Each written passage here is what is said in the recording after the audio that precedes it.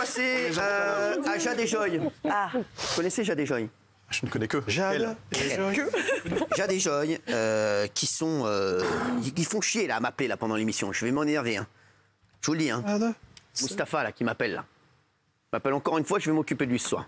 On va revenir sur les récentes interviews de Jade et Hallyday, leur relation avec David et Laura, la mort de leur père, le harcèlement qu'elle subit sur les réseaux sociaux. On en parle ce soir avec Benjamin Locoge, journaliste chez Paris Match. Et Roland Pérez, proche de Sylvie Vartan et David Hallyday, bien sûr, l'avocat qu'on adore, qui est souvent avec Pascal de la Tour du Parazim. Ils sont tous avec Pascal. C'est quoi cette émission? Récap, les gars, récap. Il y a quelques jours, les filles adoptives de Laetitia et Johnny Hallyday avaient accordé une interview exclusive à Paris Match. Elles nous parlent de leur vie à Los Angeles, elles nous parlent de leur père. Et ce week-end, les deux jeunes femmes âgées de 15 et 19 ans ont réalisé leur premier entretien télévisé dans l'émission 7 à 8.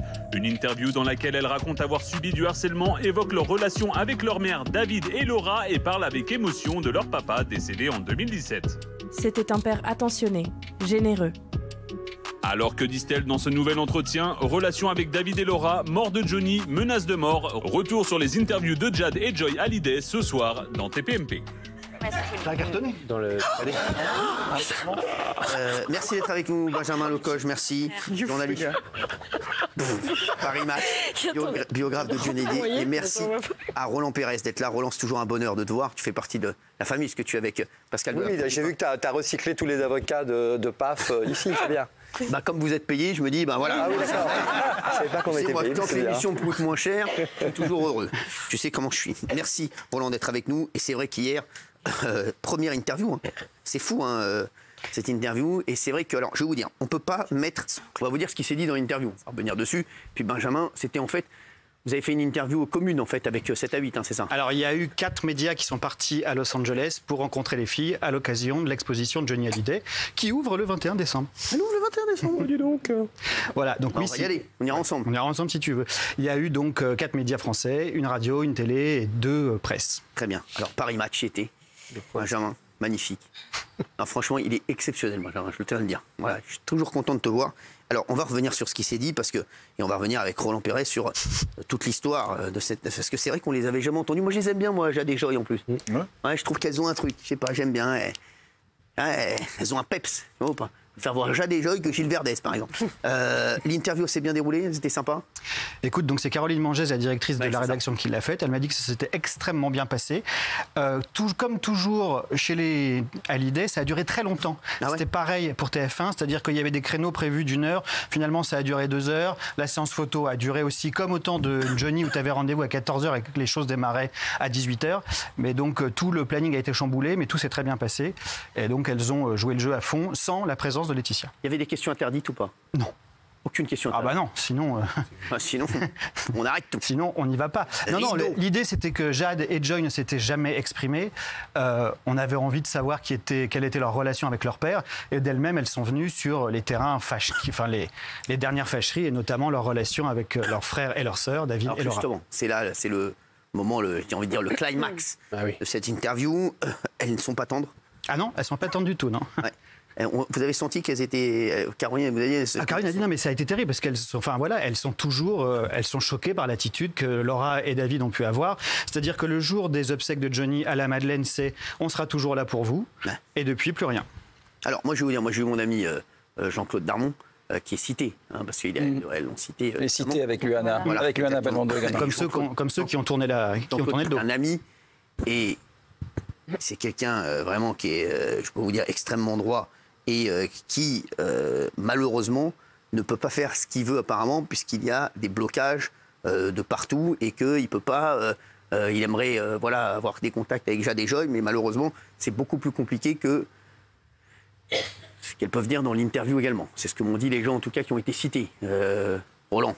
Oui, je pense que depuis la mort un peu déjà avant la mort de Johnny et après la mort de Johnny, je crois que tout le monde s'accorde à dire qu'il y a eu un véritable blocage, un véritable tissu, enfin cordon sanitaire qui s'est fait autour de la famille Hallyday et qui a empêché à la fois les enfants, et c'est les enfants qui l'ont dit eux-mêmes, de voir leur père avant son départ.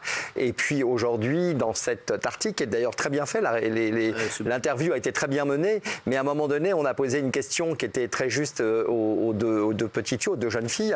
On leur a dit quels étaient vos liens avant. C'est ça qui est intéressant, c'est pas après. Et avant, elles ont dit tout de suite, on n'avait pas vraiment de lien avant. On n'habite pas dans le même pays, on n'a pas du tout le même âge.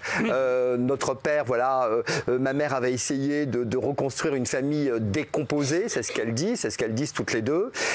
Et là, on a vraiment l'impression, on touche du doigt vraiment une sorte d'instrumentalisation de ces deux jeunes filles à l'égard tout d'un coup des querelles d'héritage, des relations entre les grands et les enfants et ces deux jeunes filles. L'instrumentalisation, Roland, vous y allez fort, parce que je pense quand même que ça s'est passé il y a 6 ans, elles ont eu le temps de réfléchir, elles ont eu le temps de se dire est-ce qu'on y va, est-ce qu'on n'y va pas, elles ont eu le temps de prendre du recul sur tout ça. Certes, elles avaient 9 et 13 ans quand les choses se sont passées, maintenant elles ont 15 et 19, donc elles ont eu le temps de se faire leur propre réflexion par rapport à cette histoire-là. Comme vous l'avez si bien dit, Laetitia a tout fait pour que la famille existe. Et effectivement, quand il n'y a pas de volonté d'un côté comme de l'autre, ça n'a pas lieu. J'ai toujours une petite anecdote. Est-ce que vous savez combien de fois Johnny a été voir David sur scène? S'il a une question, c'est que c'est 0. Merci Cyril. Ah oui, je suis intelligent. Ça montre l'état de leur relation quand même. C'est-à-dire que la relation David-Johnny, elle était compliquée. On peut ne pas avoir de connaissances, mais grâce à son intelligence, on arrive à trouver les bonnes réponses. En forme, monsieur Cyril.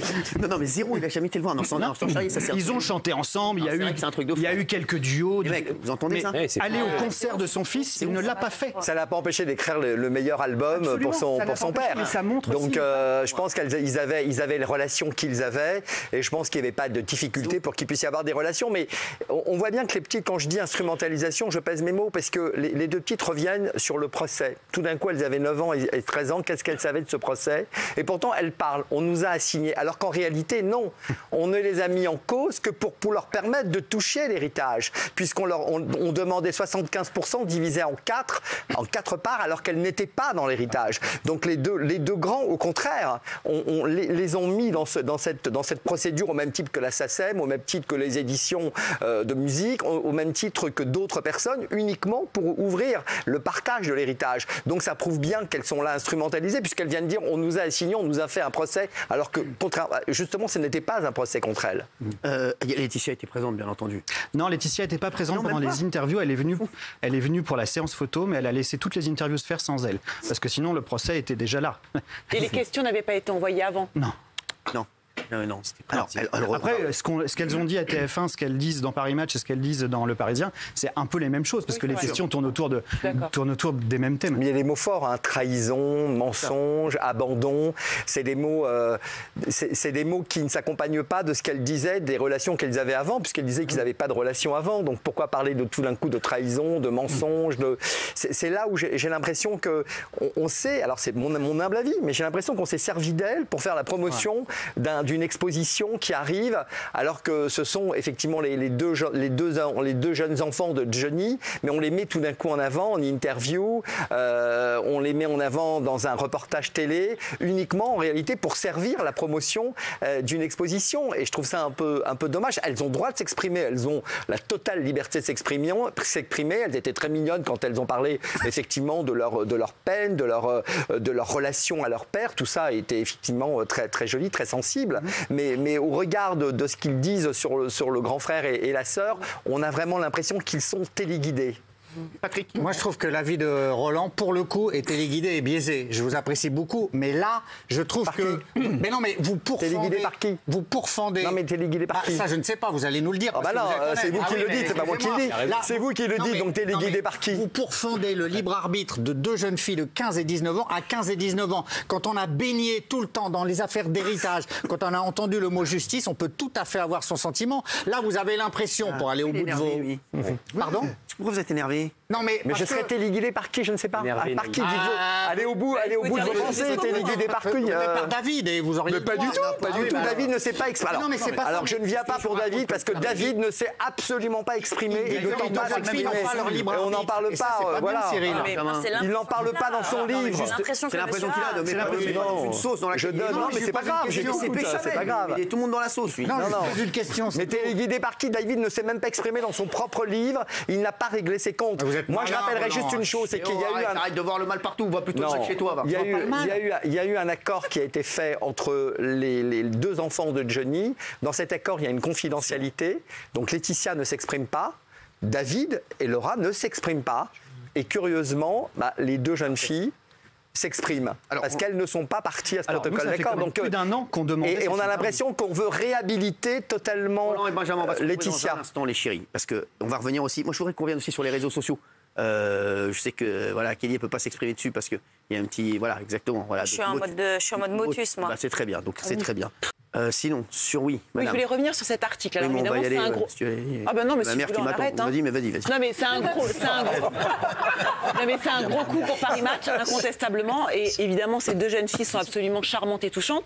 Mais j'espère qu'elles sont solides et j'espère qu'elles sont structurées. Parce que moi, je trouve qu'on les pipolise d'une manière folle. Elles ont que 15 et 19 ans. Alors, elles ont été, pour le coup, pipolisées par leurs parents dès. Oui, mais sauf qu'il y avait Johnny. Et là, il n'y a plus Johnny, en fait. Et malgré tout, elles sont rien à part d'être la fille de Johnny Hallyday. Et je me dis que quand on a 15 ans et 19 ans, s'exprimer comme ça, à ce point-là, sur la relation avec leur papa, avec leur maman, avec leurs frères et sœurs et tout ça, je trouve que c'est super violent et j'espère que ça va bien se passer pour elles parce que moi, j'ai vachement d'appréhension quand je vois comment elles se... Mais ça fait plus d'un an qu'on demandait l'interview parce qu'on savait que Jade allait avoir 18 ans. Donc voilà, on voulait attendre qu'elle ait 18 ans et ça a pris, mais bon. Ça a pris 1 an et demi. Merci. En tout cas, merci d'avoir été avec nous. Merci, et encore bravo, parce que ça roule bien. Et Roland, est-ce que tu as un dernier mot à dire? Oui, non, enfin, moi je crois à la sincérité de ces deux jeunes filles lorsqu'elles parlent de leur relation à leur père. Je crois vraiment à l'amour qui les unissait. Après, elles donnent des explications qui sont terribles quand même encore. C'est pour ça que je me dis qu'elles sont pas capables de pouvoir donner ce type d'explication, dire en réalité mon frère et ma grande sœur agissent comme ça parce qu'ils étaient jaloux de l'amour que notre père nous portait. C'est terrible de dire ça quand même. Vous voyez, ça heurte et je pense que c'est quelque chose qui ne peut pas venir d'elles. C'est quelque chose qu'elles sont beaucoup trop jeunes pour dire ce genre de choses.